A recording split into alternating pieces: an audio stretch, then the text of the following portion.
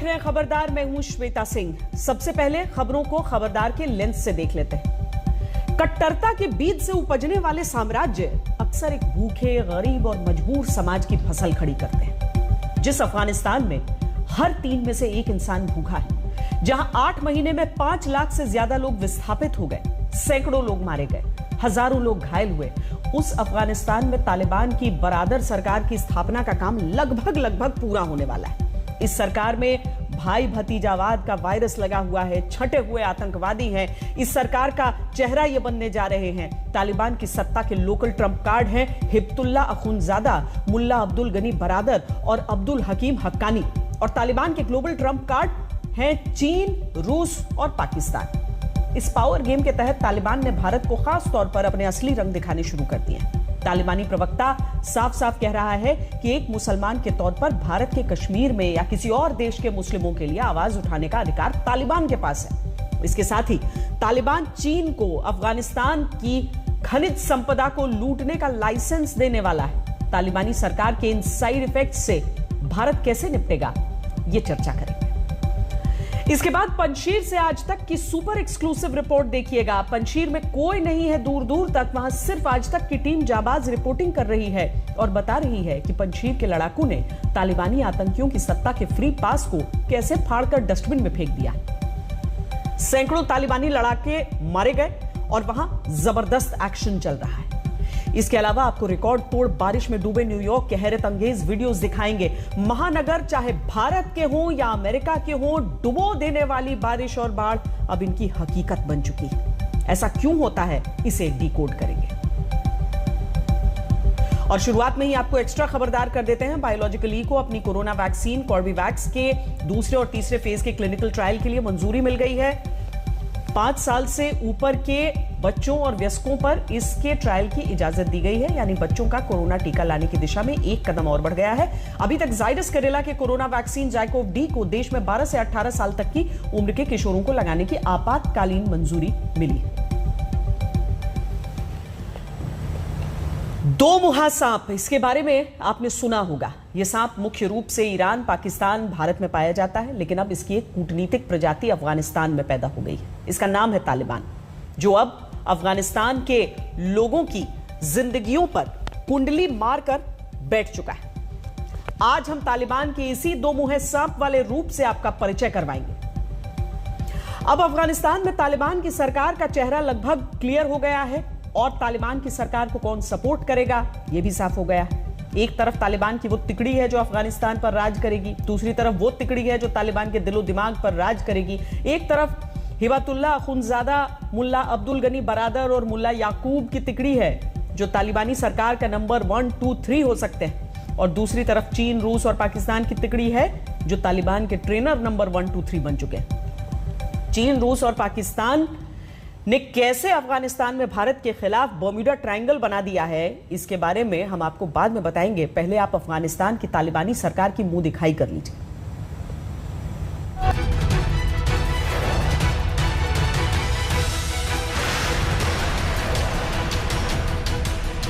कंधार की जिन सड़कों पर तालिबान ने अपने हथियारों का शक्ति प्रदर्शन किया, उन्हीं सड़कों और गलियों में पैदा हुए तालिबान के दिमाग में अफगानिस्तान पर राज करने के कीड़े पहली बार कुलबुलाए थे। और अब तालिबान ने तय किया है कि वो अफगानिस्तान में सरकार चलाने के लिए उसी जननी जन्मभूमि कंधार को अपनी कर्म भूमि बनाएगा।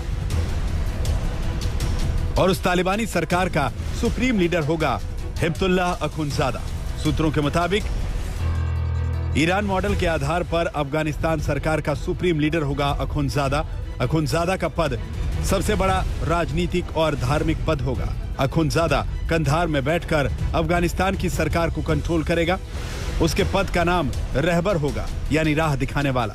अखुंज़ादा ही सेना, सरकार, न्याय व्यवस्था के प्रमुखों की नियुक्ति करेगा और देश के सभी राजनीतिक, धार्मिक और सैन्य मामलों में उसी का फैसला अंतिम होगा।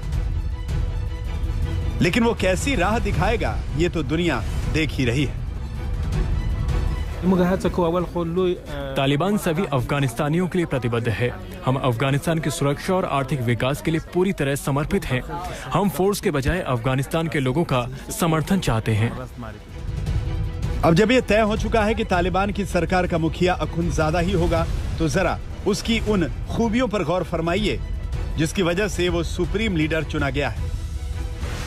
अखुंज़ादा इस वक्त तालिबान का मुखिया है, जिसने वर्ष 2016 में तालिबान की कमान संभाली थी। उसने वर्ष 1994 में तालिबान को ज्वाइन किया था। वो तालिबान की मिलिट्री कोर्ट का हेड भी रह चुका है और तालिबान की पुरानी सरकार में सुप्रीम कोर्ट का डिप्टी हेड था और साल 2005 से 2016 तक तालिबान का डिप्टी लीडर रह चुका है।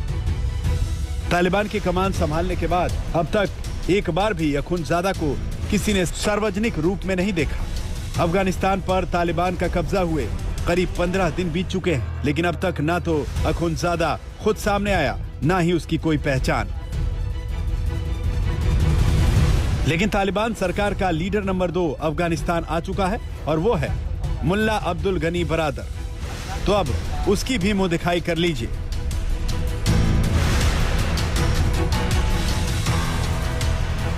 तालिबान में बरादर का कद अखुंज़ादा के बाद सबसे बड़ा है। तालिबान सरकार में वो भी अखुंज़ादा के बाद नंबर 2 की पोजीशन पर बैठेगा। सूत्रों के मुताबिक मुल्ला अब्दुल बरादर अफगान सरकार का नेतृत्व करेगा। उसका अफगानिस्तान का अगला राष्ट्रपति बनना तय है। यानी अखुंज़ादा जो आदेश देगा उसका पालन करवाना बरादर का काम होगा। वैसे तो बरादर को अखुंज़ादा अपना ब्रदर बोलता है, लेकिन उनकी काबिलियत अलग अलग है। बरादर ने 1980 के दशक में सोवियत संघ के खिलाफ लड़ाई लड़ी। बरादर तालिबान के संस्थापक मुल्ला उमर का साला है, जिसने मुल्ला उमर के साथ मिलकर कंधार में तालिबान की स्थापना की थी। बरादर ही कतर में तालिबान का प्रमुख राजनीतिक चेहरा था और अब बरादर का चेहरा ही तालिबान सरकार का फेस बनेगा, जिसके तहत बरादर को रोज नया चैलेंज फेस करना होगा। अफगानिस्तान पर काबिज होना तो आसान बात थी, ज्यादा मुश्किल बात तो अब आएगी कि अफगानिस्तान को चलाना कैसे है। दुनिया भर से पैसे की जरूरत होगी, पैसा आएगा नहीं। खासतौर पश्चिमी देशों से तो अभी नहीं लग रहा कि कोई पैसा आएगा। जो देश इनको हथियार दे रहे थे और इनका समर्थन कर रहे थे, खासतौर पर पाकिस्तान, चीन और कुछ हद तक रूस और ईरान, अब वो क्या इनको 5, 6, 8 बिलियन डॉलर जो अफगानिस्तान की रियासत को चलाने के लिए जरूरत पड़ती है, वो क्या वो पैसा देंगे?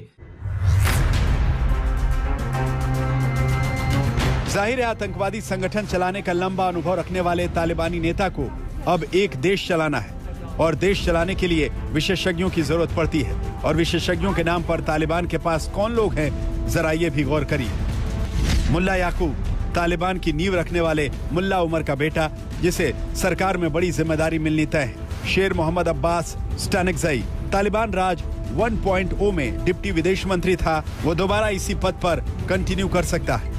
अब्दुल हकीम हक्कानी तालिबान राज वाले इस्लामिक एमिरेट्स में चीफ जस्टिस रह चुका है, दोबारा चीफ जस्टिस बनने की रेस में शामिल है। यानी जो अब तक तालिबान को एक आतंकवादी संगठन के रूप में चलाते थे, वही अब अफगानिस्तान में तालिबान की सरकार चलाएंगे। दुनिया देखेगी कि ये कितने दिन चला पाते हैं। बहुत से लोगों का तो ये मानना है कि ये इनका आपस में मेल नहीं हो पाएगा। फ्यूचर में लड़ाइयों का भी आपस में ये ग्रुप लड़ भी सकते हैं, जैसा पहले मुजाहिदीन के साथ हुआ था। तालिबान से पहले जो गवर्नमेंट थी वो भी इस्लामिक गवर्नमेंट थी, इसी तरह के मिलिटेंट थे सब, लेकिन बाद में आपस में वो लड़ गए थे। तो संभावना इस बात की भी है कि इनके यहाँ भी इस तरह का हो सकता है। हालांकि पाकिस्तान इसके पीछे है, वही पूरी कोशिश कर रहा है गवर्नमेंट बनाने की, इनकी हर किस्म की मदद वो कर रहा है। तो इंतजार करिए, तालिबान के आतंकी अब राजनेता का चोला पहनकर बस तैयार है। कल यानी शनिवार को अफगानिस्तान में तालिबानी सरकार के गठन का ऐलान होना तय पाया गया है। आज तक ब्यूरो। वैसे एक दिलचस्प पहलू यह भी है कि अफगानिस्तान दुनिया का पहला देश होगा जहां एक घोषित आतंकवादी संगठन सरकार बनाएगा। इस नई भूमिका में खुद को ढालने के लिए तालिबान के आतंकवादी कभी से नेता बनने की प्रैक्टिस कर रहे हैं, जब से अमेरिका ने वापस जाने का ऐलान किया था। आप पिछले 1 महीने के बयान उठाकर देख लीजिए, आपको अंदाजा हो जाएगा कि बंदूकें चमकाने वाले तालिबान को नेतागिरी चमकाने का कितना बड़ा चस्का लग चुका है। और अब तो तालिबान के सामने कोई विपक्षी दल भी नहीं है जो उसके खिलाफ खड़ा हो, इसीलिए उसका शिकार बनेंगी अफगानी महिलाएं। जिनको लेकर तालिबान बड़े बड़े दावे कर रहा है। वो लगातार अपनी सरकार में महिलाओं को उचित स्थान देने का दावा कर रहा है, लेकिन जमीन पर उसके दावे पूरी तरह राजनीति से प्रेरित नजर आ रहे हैं। काबुल में तालिबान की आगामी सरकार के खिलाफ प्रदर्शन शुरू हो चुके हैं। खासकर महिलाएं तालिबान के खिलाफ सड़कों पर उतरी, क्योंकि तालिबान चाहे जितने मर्जी दावे कर ले, लेकिन फितरत से तो वो आतंकवादी संगठन ही है। अब उसके जुल्मों के खिलाफ अफगान महिलाओं के पास खटखटाने के लिए कोई दरवाजा भी नहीं होगा। तालिबान को हम दो मुहा सांप क्यों कह रहे हैं, इसकी वजह पर और ज्यादा प्रकाश डालने के लिए हम आपको तालिबान के दो बयानों के बारे में बताते हैं, जिसमें एक बयान डायरेक्टली और दूसरा बयान इनडायरेक्टली भारत से जुड़ा है। तालिबान के प्रवक्ता सुहेल शाहीन ने एक वीडियो इंटरव्यू में कश्मीर को लेकर अपनी नीति पर यू टर्न लेने के संकेत दिए। सुहेल शाहीन ने कहा है कि एक मुसलमान के तौर पर भारत के कश्मीर में या किसी और देश के मुस्लिमों के लिए आवाज उठाने का अधिकार तालिबान के पास है। एक नामी गिरामी आतंकवादी संगठन के मुंह से मानवाधिकारों की बात सुनकर अपने कानों पर भरोसा करना मुश्किल हो जाता है, लेकिन यह ऐसा बयान नहीं है जिसे एक कान से सुनकर दूसरे कान से निकाल दिया जाए, क्योंकि कश्मीर पर तालिबान के इस बयान में पाकिस्तान की बोली साफ सुनाई दे रही है। डायलॉग तालिबान के मुंह से निकल रहा है और स्क्रिप्ट राइटर पाकिस्तान है। वैसे तालिबान के दिमाग पर चाइनीज वायरस भी अपना असर दिखाना शुरू कर चुका है। इसका अंदाजा तब हुआ जब तालिबान के एक और प्रवक्ता जबीउल्लाह मुजाहिद ने एक इटालियन पब्लिकेशन ला रिपब्लिका को एक इंटरव्यू दिया और उसमें खुलासा किया कि चीन तालिबान का सबसे अहम साझेदार है और अफगानिस्तान का भविष्य चीन के हाथों में है। तालिबानी प्रवक्ता ने बताया कि चीन ने युद्धग्रस्त अफगानिस्तान के पुनर्निर्माण में मदद का ऑफर दिया है। तालिबान ने कह दिया कि चीन के न्यू सिल्क रोड से अफगानिस्तान को फायदा होगा। तालिबान ने पहली बार कश्मीर पर पाकिस्तान के फेवर में बयान दिया और फिर अफगानिस्तान में चीन की डायरेक्ट एंट्री की घोषणा कर दी। ये दोनों ही बातें भारत को तालिबान का अपडेटेड मैसेज है, इसीलिए देश हित में आज इस मैसेज को डिकोड करना जरूरी है। हम अलकायदा समेत किसी भी आतंकी संगठन को आतंकी गतिविधियों के लिए अफगानिस्तान की जमीन का इस्तेमाल नहीं करने देंगे और न ही हमारी जमीन का उपयोग हमारे किसी भी पड़ोसी देश के खिलाफ आतंकी गतिविधियों के लिए होगा। इन चिकनी चुपड़ी बातों पर थोड़ी देर के लिए यकीन करके भारत ने तालिबान की गुजारिश पर मुलाकात तो कर ली, लेकिन इस छोटी सी मुलाकात के बदले तालिबान से भारत को बड़ा सा धोखा मिला है। पहला धोखा ये कि तालिबान ने पहली बार कह दिया कि उसके पास कश्मीर के मुसलमानों के लिए आवाज उठाने का अधिकार है। दूसरा धोखा ये कि उसने अफगानिस्तान में सरकार चलाने के लिए निवेशक चुन लिया है और वो निवेशक भारत नहीं चीन है। ये अच्छा सिला दिया तालिबान ने भारत से मुलाकात का। हमारे पड़ोस में चीन जैसा देश बहुत मजबूत और महत्वपूर्ण है। हमारे चीन के साथ रिश्ते पहले से अच्छे रहे और हम ये चाहते हैं कि ये रिश्ते और मजबूत हो और ये भरोसे के काबिल बने। हम ये भी चाहते हैं कि आधिकारिक तौर पर भी ये रिश्ते मजबूत बने। तालिबान पूरी तरह चीन और पाकिस्तान की गोदी में जाकर बैठ चुका है। तालिबान की हरकतें ही नहीं, अब तो उसकी जुबान भी लाल हरी हो चुकी है। तालिबान ने जब अफगानिस्तान पर कब्जा भी नहीं किया था, तभी से चीन तालिबान के दिल और दिमाग में कब्जा जमा चुका था और भारत वेट एंड वॉच कर रहा था। तालिबान जब अफगानिस्तान की जमीन पर ठीक से उतरा भी नहीं था, पाकिस्तान ने तब से तालिबान को शीशे में उतार लिया था और भारत वेट एंड वॉच कर रहा था। और अब जबकि अफगानिस्तान में चीन और पाकिस्तान ने महफिल लूट ली है, तो भारत सरकार ने कहा है कि वो अब भी वेट एंड वॉच के मोड में है। तालिबान के ताजा बयानों से दो बातें एकदम क्लियर हो जाती हैं। एक बात तो ये कि भारत ने अफगानिस्तान को मजबूत बनाने में जो निवेश किया था, अब चीन अफगानिस्तान में तालिबान को मजबूत बनाने में निवेश के लिए तैयार है। और दूसरी ये कि अफगानिस्तान की धरती का इस्तेमाल भारत के खिलाफ नहीं होगा, इसकी अब ना कोई गारंटी है ना warranty. We need to watch China because I think you're going to see China make a move for Bagram Air Force Base, and I think they're also making a move in Afghanistan and trying to use Pakistan to get stronger to go against India. जब America ने वापस जाने की नीति बनाई, तब हम क्या कर रहे थे?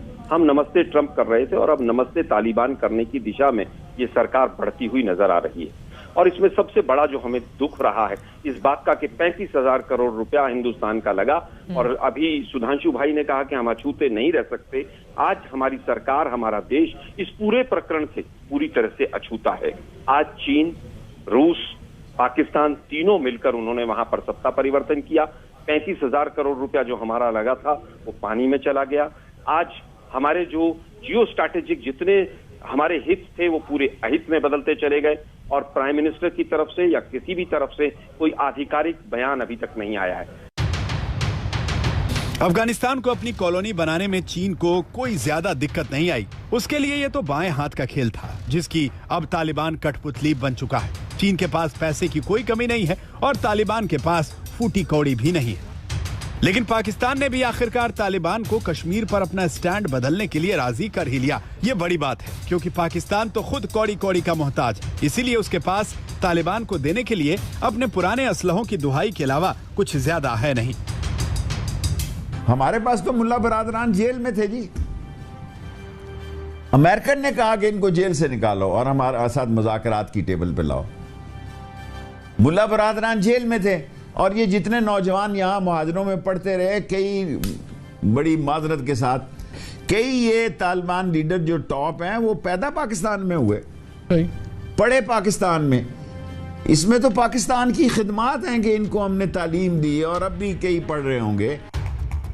तो अब ये तय हो ही चुका है कि तालिबान ने चीन और पाकिस्तान को अपना साथी चुन लिया है। ऐसे में भारत के लिए तालिबान का चुनाव करना बेहद मुश्किल हो चुका है, क्योंकि दुश्मन का दोस्त भी दुश्मन ही होता है।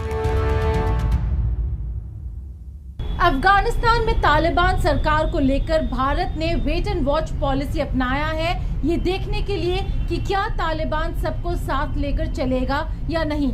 जहां एक तरफ तालिबान एक मजबूरी हो गई है भारत की, वहीं दूसरी तरफ एक सच्चाई ये भी है कि अफगानिस्तान भारत के लिए एक बहुत ही महत्वपूर्ण देश है। लेकिन भारत अफगानिस्तान की तालिबान सरकार को मान्यता देने में जल्दबाजी नहीं करेगा। गीता मोहन, नई दिल्ली, आज तक। अफगानिस्तान में सरकार बनाने के लिए पूरी तरह तैयार तालिबान से भारत की ये दूरियां अब भारत को आतंकवाद के केंद्र बिंदु के नजदीक ला रही हैं। सीरिया और इराक से अब आतंकवाद का एपिसेंटर यानी केंद्र बिंदु अफगानिस्तान की जमीन पर शिफ्ट हो गया है, जहां से भारत सिर्फ 400 किलोमीटर दूर रह गया है। भारत का दुश्मन और तालिबान का पुराना दोस्त पाकिस्तान अब अपनी भारत विरोधी आतंकी गतिविधियों के लिए तालिबान की पावर का भी इस्तेमाल करेगा, इसमें शक की कोई गुंजाइश नहीं।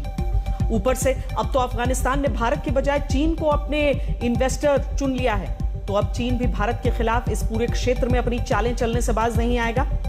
इस स्थिति को देखते हुए जानकार भी मानते हैं कि तालिबान की सरकार बनने के बाद इस पूरे रीजन में सिर्फ भारत ही ऐसा बड़ा देश बचा है जिसके लिए तालिबान खतरा बन सकता है।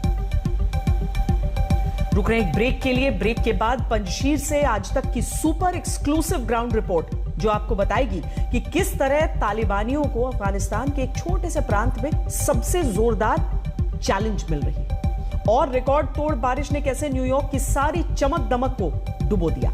इस ब्रेक के बाद आप रहिए खबरदार।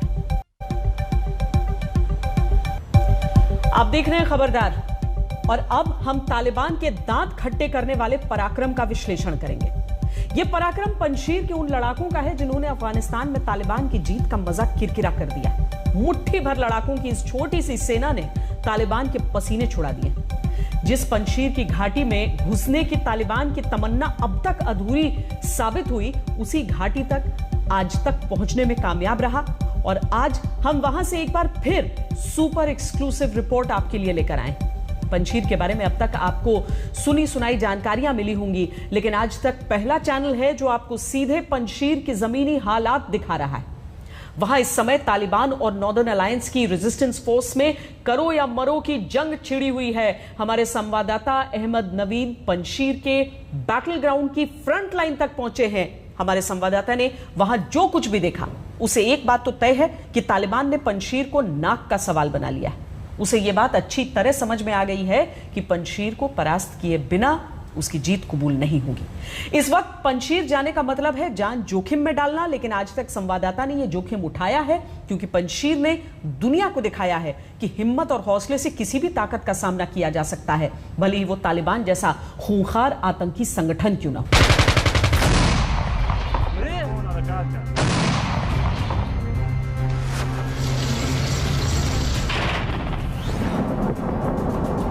छक्के छुड़ा देना इसी को कहते हैं। पंजशीर के इन मुट्ठी भर शेरों ने तालिबान को छठी का दूध याद करा दिया है।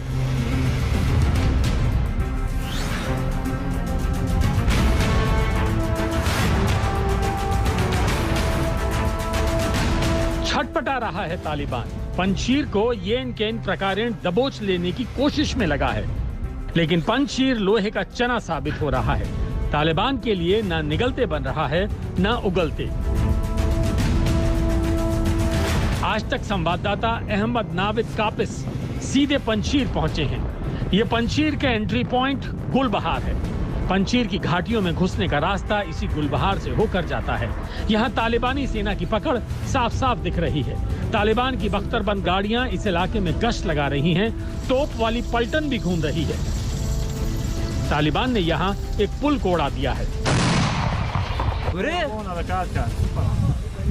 I think between the Taliban and the resistance force led by Ahmad Massoud on the Gulbahar area, the entrance to Panjshir, Afghanistan. Taliban has also blown up a bridge connecting the Gulbahar road with Panjshir in the Kalash.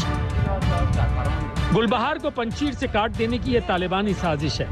सीधी चोट supply line पर की गई है। युद्ध का ये पहला और बुनियादी नियम है, सप्लाई लाइन पर हमला कर कमर तोड़ने का। तालिबान वही कर रहा है।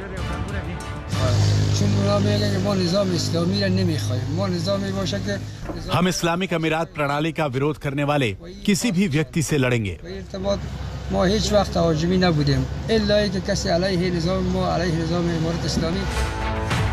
गुलबहार में इस वक्त सिर्फ हथियारों की बहार, उजड़े चमन में तब्दील हो चुका है ये गुलबहार।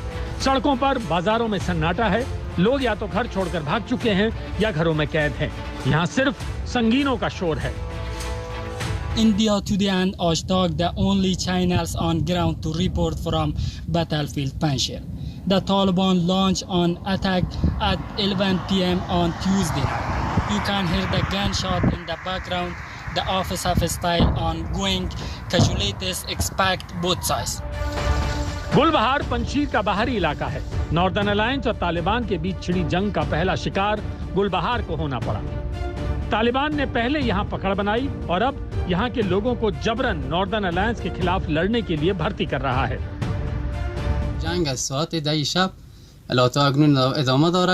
तालिबान लोगों को उनके घरों से निकालकर युद्ध के मोर्चे पर ले जा रहा है।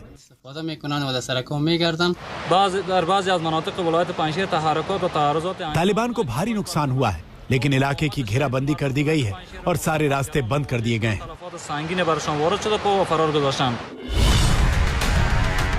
15 अगस्त को तालिबान ने काबुल पर कब्जा किया। तब से लेकर अब तक वो पंजशीर की जंग में उलझा है।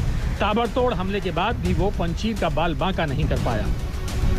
तालिबान की प्रोपेगेंडा पलटन पंजशीर के भीतरी इलाकों में घुसने की अफवाह फैलाती रही, लेकिन नॉर्दर्न अलायंस मजबूती से डटा है।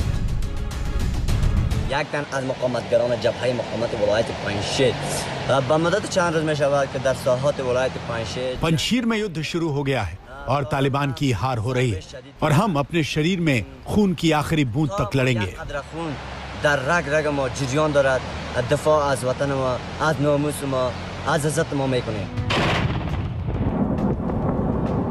ये लड़ाई तालिबान की नाक के नीचे लड़ी जा रही है। काबुल से सिर्फ 125 किलोमीटर के फासले पर पंजशीर है। अहमद शाह मसूद की ये ताजिक सेना तालिबान को कदम कदम पर टक्कर देती रही है। इस वक्त उनके बेटे अहमद शाह ने बागडोर संभाल रखी है। एक अनुमान के मुताबिक नॉर्दर्न अलायंस की सेना 10 से 12,000 जवानों की है, लेकिन जब जान हथेली पर रखकर जंग लड़ने का जज्बा हो तो संख्या बेमानी हो जाती है। नॉर्दर्न अलायंस का ये दावा बता रहा है कि ये चैप्टर जल्दी क्लोज नहीं होने वाला। That they have entered the Shotul district of Panjshir province. This is absolutely lie. They have approached Shotul last night, but they have been pushed back and they have suffered lots of casualties. ये ground report बता रही है कि ताजपोशी वाला अध्याय खत्म होते ही तालिबान पंजशीर पर पूरी ताकत से प्रहार करेगा, लेकिन फिलहाल तो उसे इंतजार करना पड़ रहा है। मोहम्मद नाविद कापिस, पंजशीर, आज तक। यहाँ ये देख लेते हैं कि पंजशीर में तालिबान को जो चैलेंज मिल रहा है उसके 5 महत्वपूर्ण फैक्टर क्या हैं। पहला ये कि अफगानिस्तान की जमीन का सिर्फ 0.5% हिस्सा उस तालिबान के खिलाफ विद्रोह का प्रतीक बन गया है जिसके हाथ में 99.5% जमीन है। दूसरा ये कि इस जगह का भूगोल दुश्मन के खिलाफ एक तरह की मिलिट्री बढ़त देता है। यहाँ एंट्री करने और बाहर जाने का एक ही मुख्य रास्ता है। ऐसे में नॉर्दर्न अलायंस के लड़ाके ऊंचाई वाली पोजीशंस का इस्तेमाल करके तालिबान पर हावी हो सकते हैं और इस वक्त यही हो रहा है। तीसरा ये कि इतिहास भी नॉर्दर्न अलायंस के लड़ाकों के पक्ष में है। 90 के दशक में कंधार पर कब्जे के बावजूद तालिबान जीत नहीं पाया था, क्योंकि पंजशीर तालिबान के विरोधियों का लॉन्च पैड बना था। तालिबान अपने पिछले शासनकाल में कभी भी पंजशीर को जीत नहीं पाया। चौथी बात यह कि इससे भी पहले 1979 में सोवियत संघ के टैंक अफगानिस्तान में विजय का परचम लहराने को आतुर होकर आए थे, लेकिन पंजशीर के गिरिल्ला कमांडर अहमद शाह मसूद ने सोवियत संघ को जबरदस्त टक्कर दी। पांचवी बात यह कि अफगानिस्तान को साम्राज्यों की कब्रगाह कहा जाता है, क्योंकि ब्रिटिश, सोवियत और अमेरिकी शासन के पैर यहां जम नहीं पाए, और इनमें भी पंजशीर एक ऐसी जगह रही है जिसने सुपर पावर से लेकर आतंकवादियों तक सबके घमंड को तोड़ा है। अफगानिस्तान में तालिबान के टेकओवर ने अमेरिकी कूटनीति का गुरूर तोड़ा है, तो दूसरी तरफ एडा तूफान ने अमेरिका के 6 राज्यों को पानी पानी कर दिया है। न्यूयॉर्क में तो रिकॉर्ड तोड़ बरसात हुई है, और इस बारिश के बाद हैरत अंगेज वीडियोस सामने आए हैं। यह रिपोर्ट देखकर आपको एकदम भारत वाली फीलिंग आएगी, क्योंकि अमेरिका की तस्वीरों में वही समस्या है जो भारत की एक से बढ़कर एक स्मार्ट शहरों में दिखाई देती है। सड़क पर पानी से कमर तक डूबा व्यक्ति और बारिश से सड़क पर नाव सी लहराती कारें। सुपर पावर अमेरिका के पावर हाउस न्यूयॉर्क की तस्वीरें हैं ये। लुसियाना स्टेट में 29 अगस्त को टकराने वाला ईडा तूफान अपने गुजरने के साथ न्यूयॉर्क सिटी में इतनी बारिश करा गया कि न्यूयॉर्क शहर कम दरिया ज्यादा नजर आने लगा। तूफान के असर से जब बुधवार को न्यूयॉर्क में बारिश हो रही थी, तो पूरे न्यूयॉर्क में बाढ़ जैसे हालात पैदा हो गए।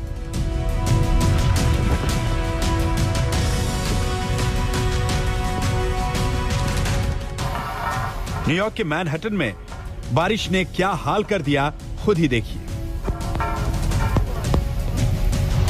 सड़कों पर पानी, सबवे में पानी और घरों में घुसकर तबाही मचाने वाला पानी। 1 और 2 सितंबर को ईडा तूफान के कहर ने न्यूयॉर्क के लिए ऐसी स्थिति पैदा कर दी जैसे दशकों में पैदा नहीं हुई। न्यूयॉर्क के सेंट्रल पार्क में बारिश ने 94 साल का रिकॉर्ड तोड़ा। रिपोर्ट्स के मुताबिक न्यूयॉर्क शहर में बारिश से बने हालात में 14 लोगों की मौत हो गई, जिसमें 2 साल का एक बच्चा भी शामिल है। इन 14 लोगों में से 11 लोग बाढ़ की चपेट में आए बेसमेंट में फंसकर जान गंवा बैठे। I've been here more than 20 years and never seen the park like this. All flooded up everywhere. Bethesda Fountain never been flooded up like that. You've seen a lot of trees falling down. Like, this is pretty crazy. But hopefully a lot of people are okay. That's what matters. तूफान ईडा America का 5वां सबसे ताकतवर तूफान है। 29 अगस्त को जब यह दक्षिण लुसियाना से टकराया, तो उसने 10 लाख से अधिक लोगों के लिए बिजली संकट पैदा किया और 6 लाख अन्य लोगों के लिए पीने के पानी की किल्लत पैदा हुई। ईडा तूफान से अमेरिका के 6 राज्य प्रभावित हुए। लुसियाना के अलावा New York, new Jersey, Pennsylvania, Maryland और वर्जीनिया में इसका असर पड़ा। जरा देखिए न्यू जर्सी के हवाई अड्डे पर रनवे पर बेबस खड़े विमानों को। टीटरबोरो एयरपोर्ट के टारमैक पर पानी भर आया।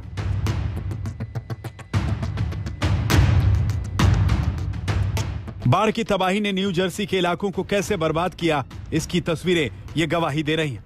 इस हालात में लोगों की परेशानी का क्या हाल हुआ, इसे आप खुद ही देखिए। 17 feet of water, everybody under the water, every single person. They were throwing airbags out the window for me. New Jersey में अभूतपूर्व बारिश ने वहां के नेवाक इलाके में 62 वर्षों का बारिश का रिकॉर्ड तोड़ा। न्यू जर्सी में बाढ़ से कम 23 लोगों की मौत हुई। तूफान के बाद बाढ़ की इस आपदा को अमेरिकी राष्ट्रपति जो बाइडेन ने जलवायु संकट की चुनौती कहा है। लुसियाना में बाढ़ प्रभावित इलाकों का दौरा करने के बाद बाइडेन ने कहा कि इस जलवायु संकट से निपटने के लिए बड़े निवेश की जरूरत है। आज तक ब्यूरो।